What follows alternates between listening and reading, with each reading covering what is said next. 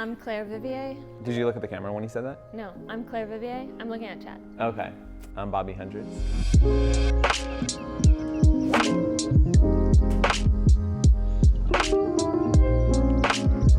I don't remember how we met, but I'm just assuming... Well, I think we reached out to one another on Instagram, and I don't know, someone's house. It was the DeRay McKeeson book release, and you had done the t-shirts.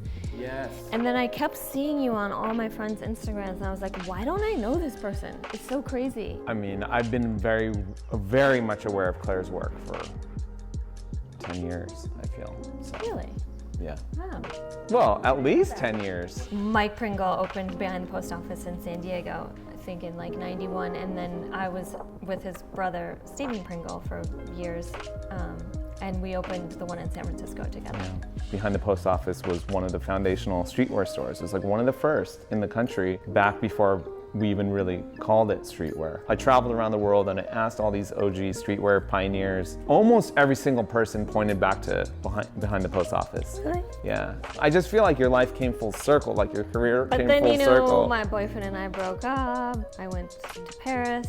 And then that's what started this chapter of your life, right? What attracted me to her work was first hearing about it all the time from my wife and all her friends.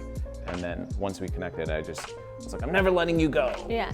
That's what it was. And then we like made a point, he came to my studio and we sat down and immediately just like connected. I went to his studio, I went to the Hundreds, and it's such a cool like camaraderie or kinship that you feel to someone else who's doing what you're doing and building this kind of thing. Like you had your warehouse, we have our warehouse, we were making stuff in LA, and so much affinity to one another just really quickly.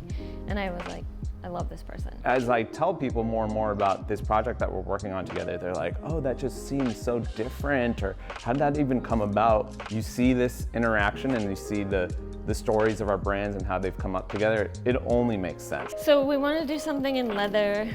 We have a pretty colorful brand, so I think there's a lot of color, which is kind of very CB, very Hundreds too, and a lot of these are little taglines from your guys' former designs. We have a lot of slogans and catchphrases that we use.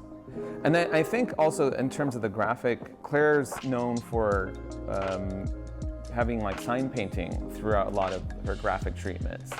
And they're borrowed from when you travel around, you'll take photos of street signs and like hand-painted signs. Hand-painted signs, especially in Europe, right? Yeah. A lot of it came from Europe. And so we were saying if we're gonna bring this back to LA and go from a lot of this Parisian, French influence and bring it back to like more about Angelino culture, what do our store signs look like? What does our hand-painted signs look like?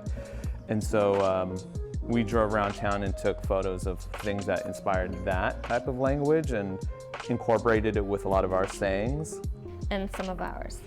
So and some of your sayings. Vive la résistance, fabriqué à Los Angeles. Yours are maintain the mystery. Bright ideas, dark secrets. PMA. I feel like I'm half French at this point because I spend so much time there. I don't know another word for it versus better than insouciance. Like insouciance is just like you rolled out of your house like this. Like it looks like you didn't care, but you have like this beautiful style, or just that's the thing we're striving for, is make it look like you didn't try.